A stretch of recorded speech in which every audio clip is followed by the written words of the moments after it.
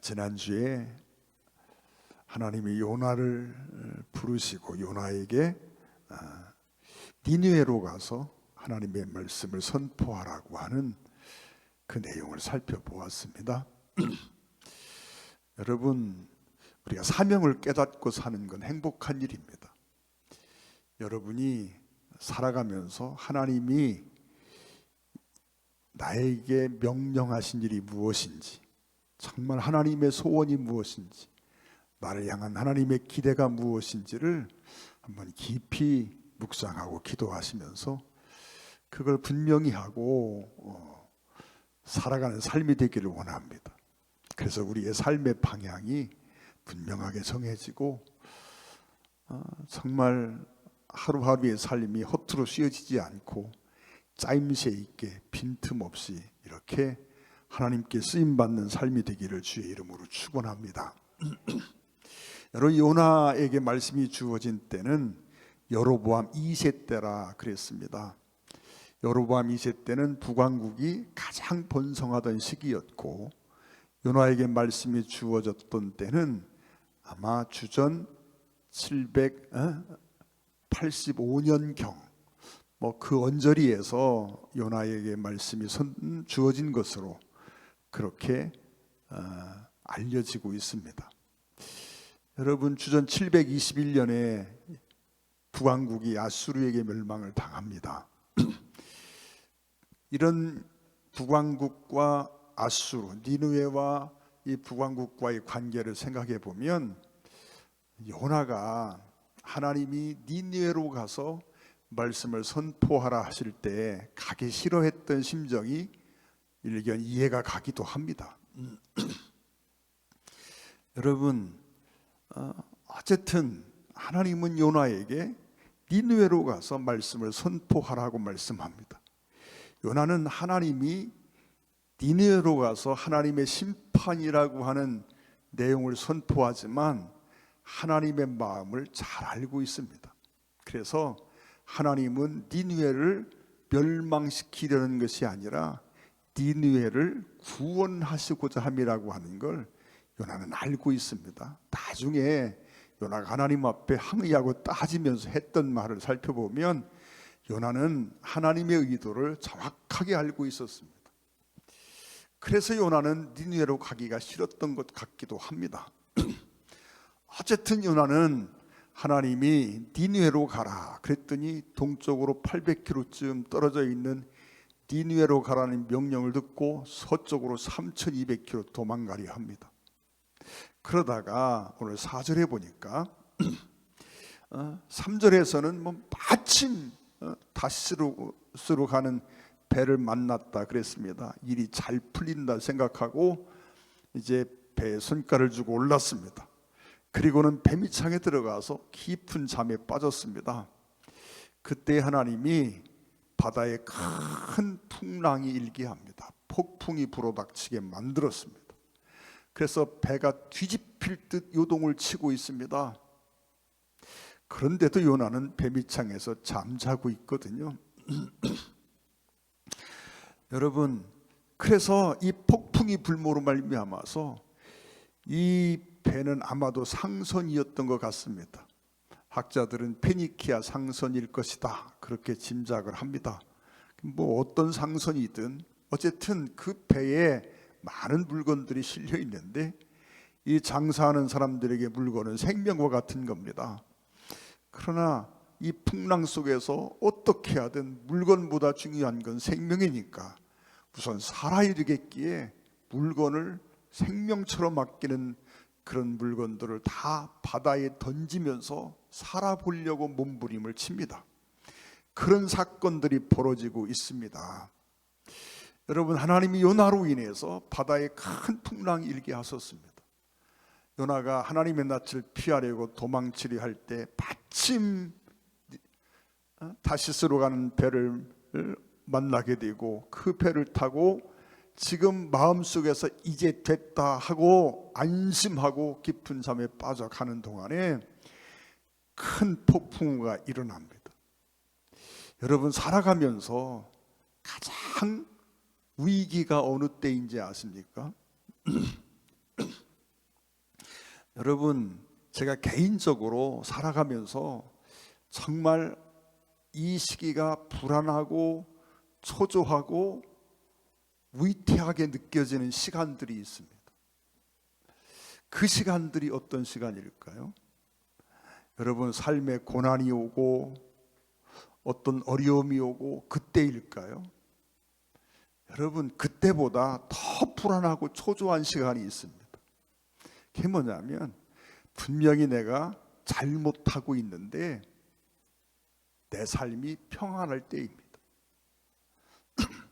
분명히 내가 하나님 앞에서 바르지 못하고 하나님 앞에 이거 매맞지 하는 생각을 갖고 있고 분명히 잘못된 삶을 살고 있습니다. 하나님의 뜻에 온전한 순종하지 못하고 분명히 잘못하고 있는데 내 삶이 평안합니다. 아무 문제도 없고 아프지도 않고 뭔가 일은 잘 풀리는 것 같고, 여러분, 그때가 어쩌면 가장 위기이고 가장 두려운 순간이라고 하는 걸 알아야 합니다. 여러분, 내가 살다가 한번 잘못했을 때 하나님이 매를 들고 종아리를 치면 여러분 오히려 정말 우리는 영적으로 안도하고 영적으로 정말 불안했던 모든 것들이 해소가 되고 그런 경험들을 우리가 하게 됩니다. 근데 분명히 하나님의 징계가 있어야 되는데 내가 이게 잘못됐지, 매맞지, 이러다 큰일 나지 그러는데 여전히 평안함이 있으면요, 우리는 영적으로 그 시간이 가장 위기이고 또 우리가 믿음을 가지고 살고 있고 기도하는 사람이라면 이 시간이 가장 불안하고 위험한 시간이라고 하는 걸 우리는 알고 있습니다. 사랑하는 성도 여러분, 요나가 하나님의 말씀을 거역하고 동으로 800할 때 서쪽으로 3200km 도망가고 있을 때 하나님이 잠잠하시고 요나에게 아무 일이 없었다면 여러분, 그것은 축복일까요? 다행일까요? 여러분, 그것은 비극입니다. 여러분, 요나가 불순종하고 도망칠 때 하나님이 폭풍을 일으키고 배가 뒤집힐 듯 요동치게 만들고 그에게 큰 고난이 닥쳐오게 되는데 바다에 빠져서 물고기 뱃속에서 사흘 밤낮을 고통당하는 그런 일들이 벌어집니다. 그 일이요, 여러분, 요나에게는 오히려 복이라고 하는 걸 우리는 알고 있습니다. 제가 경험상 그런 간증을 드린 적이 있습니다. 제가 사고가 나서 한때 정말 좀 힘들었던 시기가 있습니다. 그런데 병상에서 가만히 생각합니다. 우리 하늘빛교회 박혜범 목사님이 저한테 변해를 받습니다. 그래서 박 목사님 손을 잡고, 박 목사님, 내가 하나님 앞에 잘못한 게 참 많은데 그래도 하나님이 나를 버리지 않고 또 이 사고로 내가 죽을 수도 있는데 죽지 않게 하시고 이렇게 나를 살려주시고 붙잡아 주신 걸 보면 참 이게 정말 너무너무 감사하다. 여러분, 사고는 감사할 게 아닙니다. 그렇죠? 사고 나지 마십시오. 그런데 하나님이 나에게 징계하셨다라고 생각하면 그것이요, 너무나 감사한 시간이고 그 이후의 삶 속에서 가끔 그런 생각합니다. 그때 사고가 없었다면 이라고 생각해 볼 때 참으로 끔찍하고 그 사고가 없었다면 어찌 됐을까라고 생각할 때요, 정말 두려운 그런 생각들을 갖게 됩니다. 요나에게 이 바다의 폭풍우가 일지 않았다면 요나가 어떻게 됐을까요? 여러분, 만약 이 폭풍우를 만나지 못했다, 그리고 요나가 다시스로 무사히 잘 도망가서 거기서 잘 살았다, 그렇게 이야기가 끝난다면 그게 요나에게 어떤 결과를 가져온 것일까요? 그것은 요나에게 가장 불행한 일이고 가장 비극적인 일이 아닐 수가 없습니다. 여러분, 하나님의 말씀에 불순종하고 도망가는 요나에게 그에게 불어닥친 이 어떤 어려움, 이 고난은 요나에게는 큰 복입니다. 여러분, 이 고난이 없다면 이건 정말 불행한 일이 아닐 수가 없는 거지요. 어쨌든 요나는 이 폭풍을 만나게 됩니다. 그리고 이 폭풍 속에서 많은 사람들이 함께 고난을 겪습니다. 여러분, 내가 불순종하면 그 불순종의 영향이 나의 아픔으로 끝나지 않는다고 하는 걸 알아야 합니다.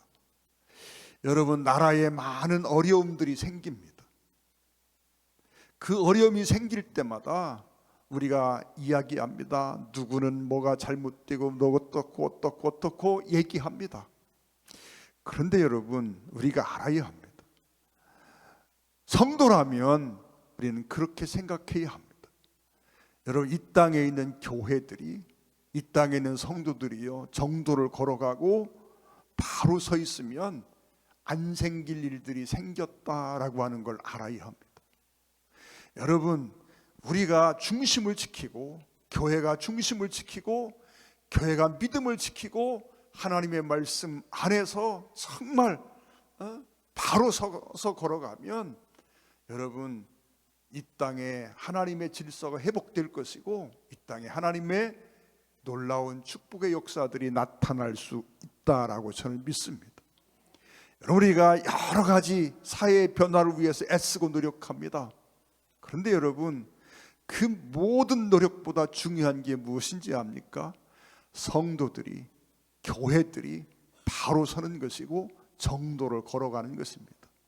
그렇게 교회가 바로 서 있으면 세상의 이 많은 문제들이 여러분 해결될 것이고, 여러분 나라가 새로워질 것이다 라고 저는 언제나 생각합니다. 그래서 여러분, 이 땅에 어떤 일들이 닥칠 때마다 생각합니다. 교회가 무슨 잘못을 하고 있는 것일까? 교회가 정말 정도를 걸어가고 있는 것일까? 생각하게 됩니다. 우리 김 장로님하고 대화하면서 그런 얘기를 들었습니다. 캐나다 교회의 현실에 대해서도 말씀을 저는 캐나다를 안 가봤으니까 모르잖아요. 말씀하시는 중에 그런 말씀을 하십니다.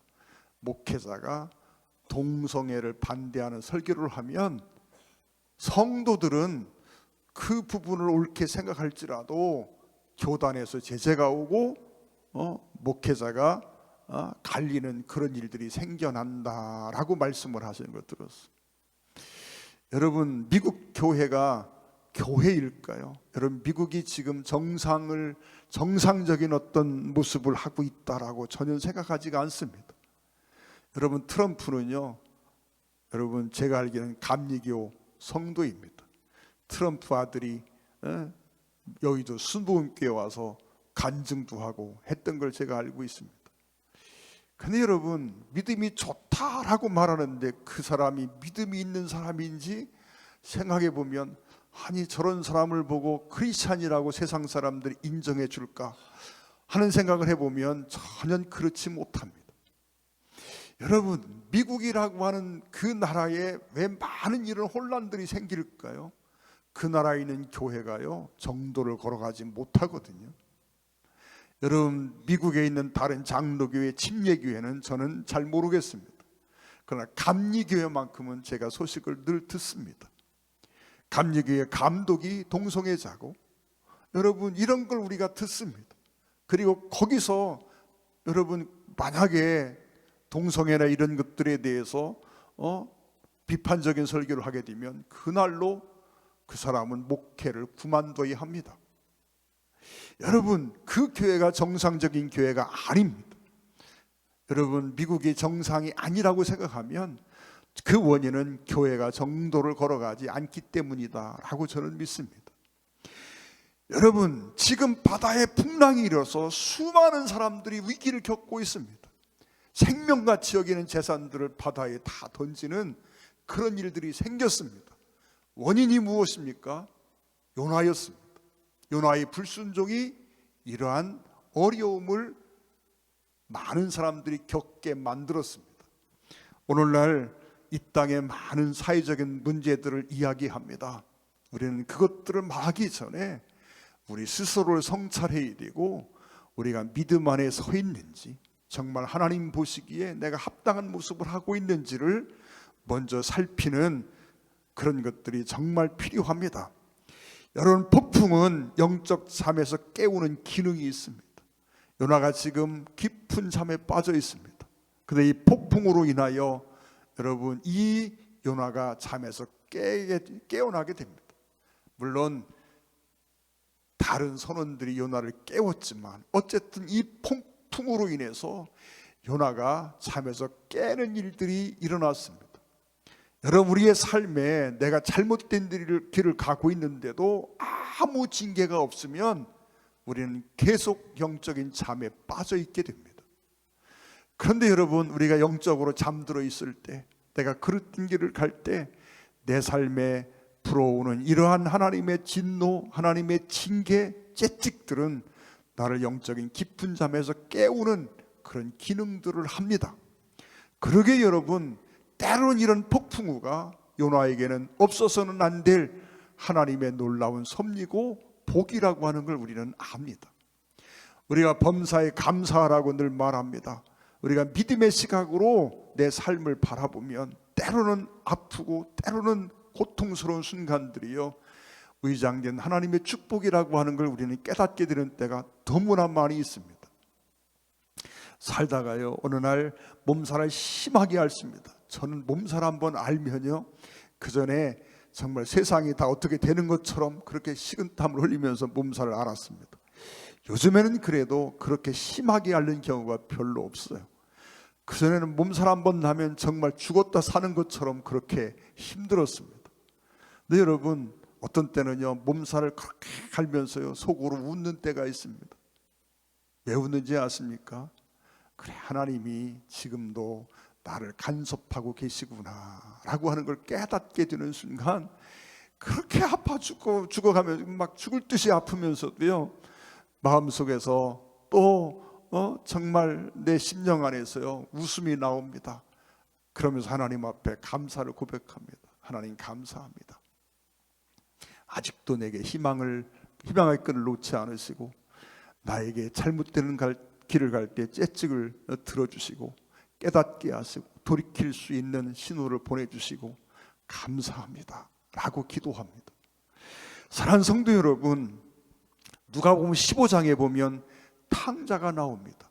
탕자가 타국에 가서 정말 큰 이제 위기를 맞이합니다. 물론 방탕한 삶의 끝자락에 당연히 다가올 위기지만 그 고난이 탕자로 하여금 아버지께로 돌아가는 것이 사는 길이다라고 생각하게 만듭니다. 그리고 그가 부끄럽고 죄송하고 염치 없지만 그래도 내가 사는 것은 아버지께로 돌아가는 거야. 그리고는 돌이켜서 용기를 내어 아버지께로 돌아오는 것처럼, 여러분, 우리가 잘못된 길을 가는데 평안한 건 복이 아닙니다. 여러분, 내가 그릇된 길을 걸어가고 있는데 바다가 잔잔하면 그게 복이 아닙니다. 요나가 가는 그 길이 폭풍우가 일지 않고 바다가 평온하면 그것은 저주지 결코 축복이 아닙니다. 요나에게 폭풍은 정말 하나님이 요나에게 베푸시는 은혜고 복이라고 하는 걸 우리는 믿습니다. 여러분, 우리의 삶 속에서도 얼마든지 우리가 믿음의 시각으로 이러한 것들을 느끼고 체험할 수가 있다라고 믿습니다. 여러분의 삶이 믿음의 시각으로 해석되는 그 역사가 있기를 주의 이름으로 축원을 드립니다. 잠들어 있는 요나를 이방인들이 와서 깨웁니다. 너 뭐하고 있어? 라고 말합니다. 여러분, 목사가 해야 될 소리를, 성도가 해야 될 소리를, 현직 선지자였던 요나가 해야 될 소리를 하나님도 모르는 이방인들이 와서 하고 있는 것과 마찬가지입니다. 그들이 그런 말을 하지 않지만 여러분, 이 요나에게 그런 말, 요나가 마음속에 들리는 소리는 그런 소리라고 생각합니다. 야, 너 기도도 하지 않고 뭐해? 에? 너 지금 도대체 뭐 하고 있는 거야? 선지자라는 내가 지금 뭐 하고 있어? 이방인들에게 잔소리를 듣고 책망을 듣습니다. 여러분, 오늘날 교회가요, 수많은 교회 밖으로부터 질책을 받고 손가락질을 당하고 이런 일들을 얼마나 많이 겪고 있습니까? 이것이 얼마나 큰 불행이고 비극인지를 우리가 생각해 봐야 합니다. 여러분, 우여곡절 끝에 이 사람들이 이 풍랑이 어디서 왔는지를 알아보려고 제비를 뽑았는데 그 제비 뽑기 결과 요나가 뽑혔습니다. 하나님의 섭리지요. 어쨌든 요나가 뽑혔습니다. 그러자 사람들이 묻습니다. 야, 너 도대체 누구야? 라고 물으니까 내가 생업이 무엇이며 어디서 왔으며 어느 나라 사람이며 뭐 등등 묻습니다. 그때 1장 9절에 보면 요나가 대답합니다. 그가 대답하되 나는 히브리 사람이요 바다와 육지를 지으신 하늘의 하나님 여호와를 경외하는 자로다. 아는 건 참 기가 막히게 압니다. 여러분, 요나는요 하나님을 잘 알고 있습니다. 여러분, 하나님이 어떤 분인지 알고 있습니다. 하나님의 능력이 어떤 분인지도 알고 있습니다. 니느웨를 향하여 갖고 계신 하나님의 의도가 무엇인지도 요나는 기가 막히게 잘 알고 있습니다. 그런데 요나는 그걸 잘 알고 있지만 하나님의 말씀 앞에 순종하지 못했습니다. 왜 그렇습니까? 여러분, 요나가 영적인 생각에 붙잡힌 것이 아니라 세속적인 생각에 붙잡혀 있기 때문에 그렇습니다. 여러분, 요나는 니느웨가 차라리 망했으면 좋겠다 그런 생각을 갖고 있었는지 모르겠습니다.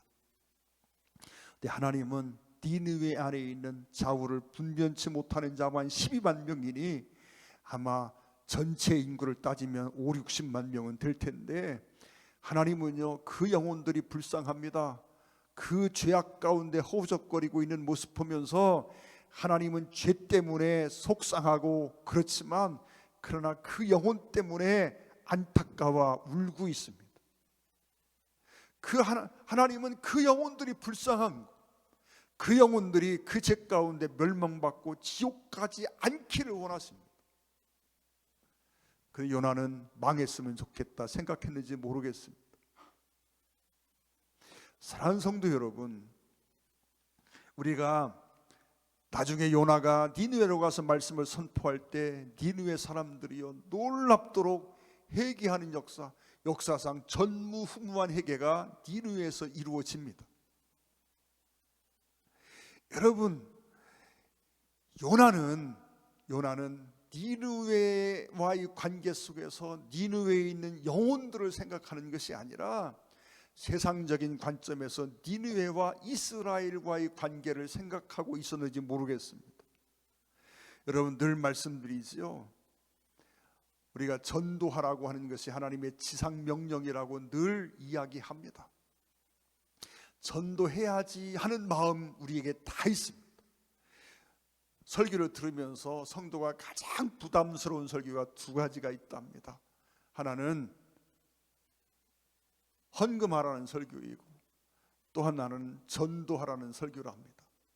근데 여러분, 이 두 가지는 참 중요하거든요. 그런데 성도가 가장 부담스럽게 듣는다고 그럽니다. 왜 부담스럽게 들을까요? 여러분, 하지 않아도 괜찮다라고 생각하면 부담스럽게 들을 일이 하나도 없습니다.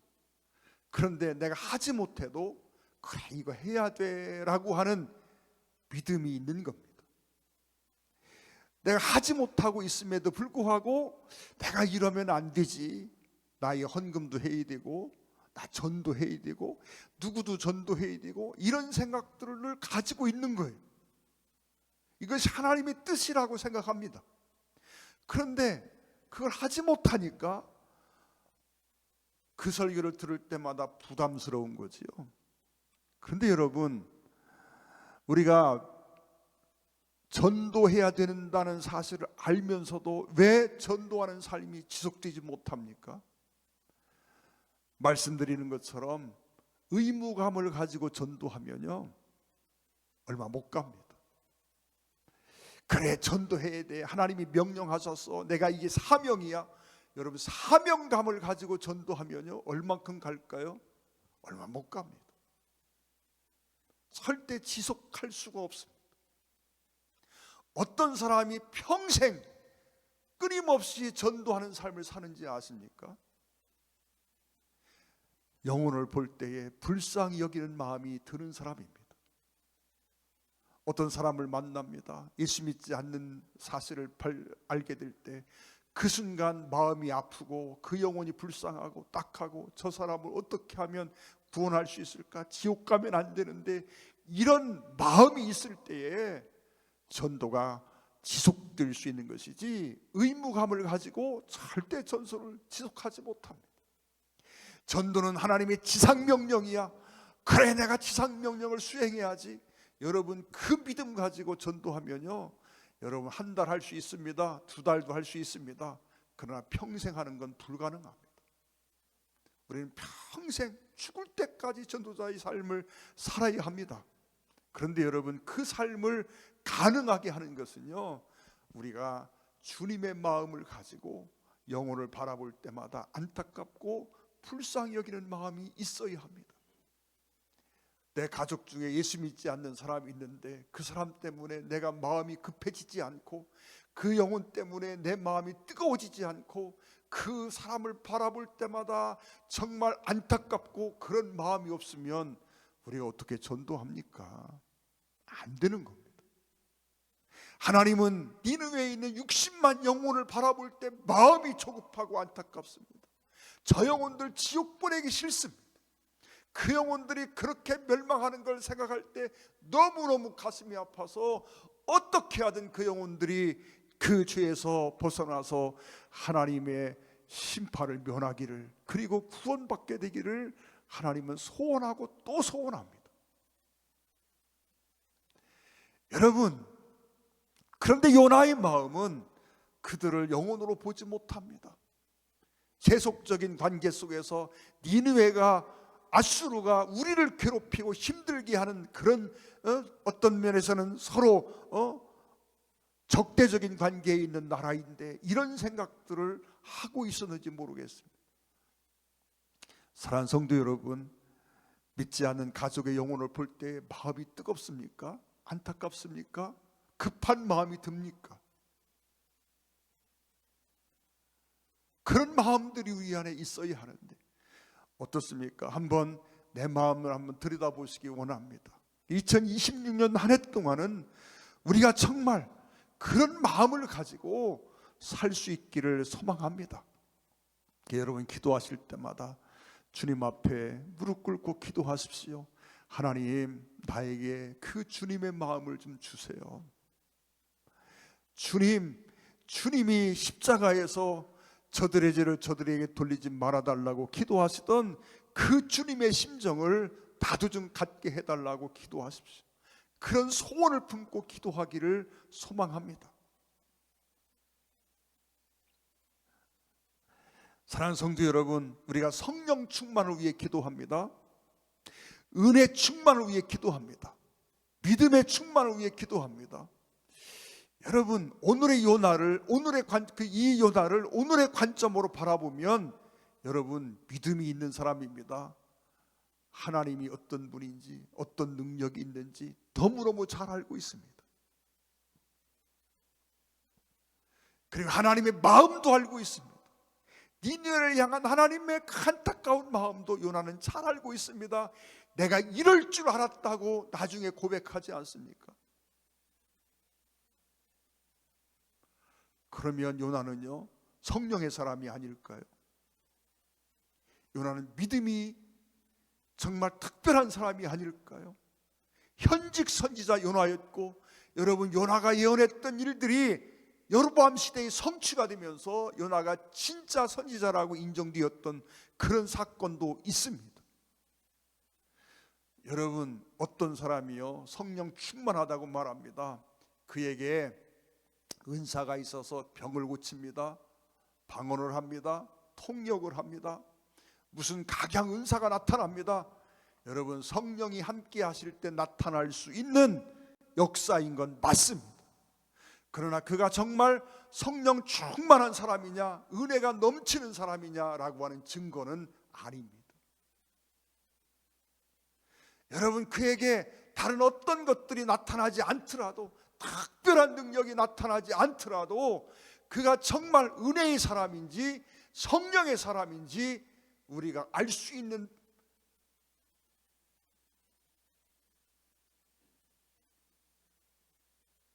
방법이 하나 있습니다. 그건 그 사람의 마음 속에 한 영혼 한 영혼을 바라보는 그 마음입니다.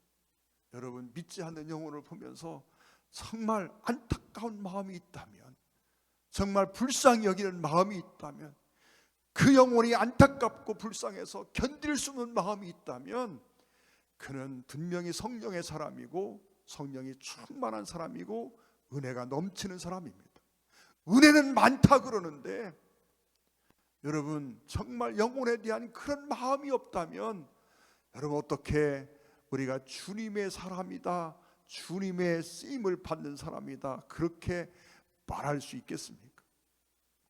사랑하는 성도 여러분, 요나는 그렇게 말합니다. 9절에 가면 대답하되 나는 히브리 사람이요 바다와 육지를 지으신 하늘의 하나님 여호와를 경외하는 자로다. 그러면서 10절에 자기가 여호와의 얼굴을 피함인 줄을 그들에게 말하였으므로 이 풍랑이 왜 일어났는지도 요나는 알고 있습니다. 하나님이 이 풍랑을 일으킨 걸 알고 있습니다. 나 때문에 풍랑을 일으킨 걸 알고 있습니다. 그런 풍랑을 일으킨 것이 자기를 죽이려 하심이 아니라 요나를 돌이키기 위함이라고 하는 것도 요나는 알고 있었을 것입니다. 그런데 그 요나가 무엇라고 말합니까? 12절에 선원들이 어떻게 하든 그래도 문제를 해결해 보려고 애를 쓰지만 안 됩니다. 그러자 그들이 묻습니다. 어떻게 해야 이 풍랑이 잔잔해지겠느냐? 요나가 대답합니다. 12절에 그가 대답하되 나를 들어 바다에 던지라. 그리하면 바다가 너희를 잔잔하게 하리라. 너희가 이 큰 폭풍을 만난 것은 나 때문인 줄을 내가 아노라. 자기를 바다에 던지라고 말합니다. 여기서 우리가 한 가지 생각해 봅니다. 세상에 어쩌면 이럴 수가 있을까? 여러분, 그런데 이게 오늘날 나의 모습은 아닐까요? 요나의 이름이 요나인데 한번 해봅시다. 이게 내 모습은 아닙니까? 한번 손을 한번 들어서 자기를 가르쳐 한번 얘기해 보십시오. 이게 내 모습은 아닐까? 사랑하는 성도 여러분, 저는 이 장면을 보면서요 도무지 여러분 이해가 가지 않으면서 또 돌이켜 생각해 보면 이게 꼭 나 같은 생각이 드는 부분이 있습니다. 하나님이 말씀합니다. 지금 폭풍우를 통해서 요나에게 하는 말씀이 무엇입니까? 요나야, 너 니느웨 가야 돼. 그 얘기 아닙니까? 너 이러면 안 돼. 돌이켜야 돼. 회개해. 라고 하는 말씀 아닙니까? 그런데 요나가 뭐라고 말합니까? 나를 들어 바다에 던지라고 말합니다. 무슨 얘기입니까? 죽어도 하나님이 니느웨로 가라는데 거기는 가기 싫다는 겁니다. 차라리 나 죽이라는 얘기입니다. 여러분, 이 폭풍우를 만나고 이 폭풍우가 하나님께서 자기 때문에 일으키신 일인 걸 깨달았다면 하나님 앞에 무릎을 꿇고 하나님, 제가 잘못했습니다. 용서해 주세요. 돌이키겠습니다. 이게 정상 아닙니까? 그런데 여러분, 오늘날 수많은 사람들이요 하나님 앞에 매를 맞고서도 돌이키지 않는 경우가 얼마나 많은지 모릅니다. 하나님이 돌이켜 보시려고 수많은 방법을 동원하셔서 때로는 매도 드시고 때로는 달려도 보시고 많은 방법을 동원하지만 돌이키지를 아니합니다. 이스라엘 백성들이 출애굽 이후 860년, 길게는 1000년 하나님이요 그렇게 그들을 돌이켜 보시려고 애를 쓰지만 그들이요 매를 맞아도 돌이키지 못하고, 나라가 망하는 일이 있어도 돌이키지 못하고, 여러분 돌아서지 않는 모습, 고집을 피우고 하나님 앞에서 정말 돌이키지 못하는 모습들을 보는 것처럼 오늘날 우리 모습 아닐까요? 오늘날 수많은 사람들이요, 하나님 앞에 매를 맞으면서 돌아서지 않습니다. 지금 요나가 뭐라고 말합니까? 하나님 앞에 하는 말과 같은 말입니다. 하나님, 차라리 나 바다에 빠뜨려 죽이세요. 그 얘기 아닐까요? 여러분이라면 어찌 하겠습니까? 이 순간 여러분이 요나 입장입니다. 그러면 그래도 최소한 성도라면요, 여러분은 안 그러실 것 같습니다. 저도 안 그럴 것 같습니다. 잘못해서 불순종하고 도망은 쳤지만 이 순간에 그래도 하나님 살려주세요. 제가 잘못했습니다. 하나님 말씀대로 제가 순종하겠습니다. 여러분, 그 회개가 우선이어야 되지 않나요? 그런데 선원들에게 말합니다. 나를 들어서 바다에 던져. 그럼 폭풍과 잔잔할 거야. 여러분, 선원들에게 하는 말씀이 아니라 하나님을 향한 몽리라고 생각합니다. 하나님, 차라리 죽이세요. 나 죽어도 나 그거 안 해요. 그 얘기 아닙니까? 여러분, 그 결과 그가 바다에 던져집니다. 요나가 바다에 빠지자마자 폭풍우가 잠잠해졌습니다. 그리고 그 사건을 보고 그렇게 고생하고 고통 가운데 있던 그 배에 타 있던 선원들이요, 다 놀래 자빠지고 맙니다. 그리고는 하나님 앞에서 야, 진짜 하나님이 상천하지의 하나님이시구나 깨닫는 거지요. 그리고 그 하나님 앞에 제물을 드리고 제사를 드리며 서원합니다. 그 서원의 내용이 등장하진 않지만 아마도 그런 서원하지 않았겠습니까? 이제부터 하나님 섬기며 살겠습니다 라고 서원하지 않았을까요? 여러분, 하나님은 물고기를 예비하사 요나를 삼키게 하셨다라고 말합니다. 많은 사람이 이걸 고래라고 말하는데, 여러분, 고래 뱃속에 사람 들어가면요 죽습니다. 사흘을 무슨 재주로 삽니까?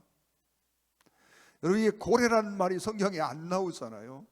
하나님은 여러분 요나를요 새우 뱃속에도 넣을 수 있고 고래 뱃속에도 넣을 수 있고 민물고기 피레미 뱃속에도 넣을 수 있는 하나님인 줄로 믿습니다.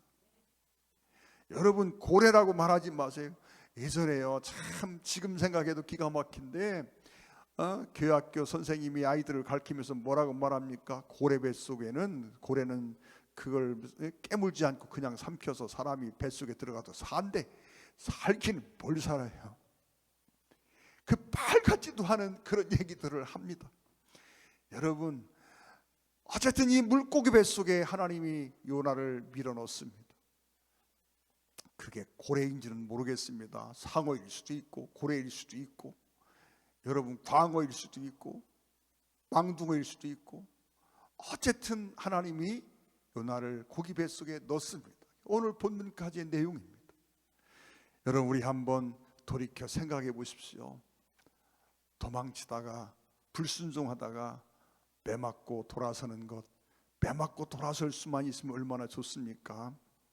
근데 여러분, 내가 분명히 하나님이 원하는 삶을 살고 있지 아니한데 내 삶이 평안하다면 이것이 내 삶의 정말 영적인 가장 큰 위기라고 하는 사실을 기억하시고요, 더 매를 맞기 전에 돌아설 수 있는 우리가 되기를 원합니다.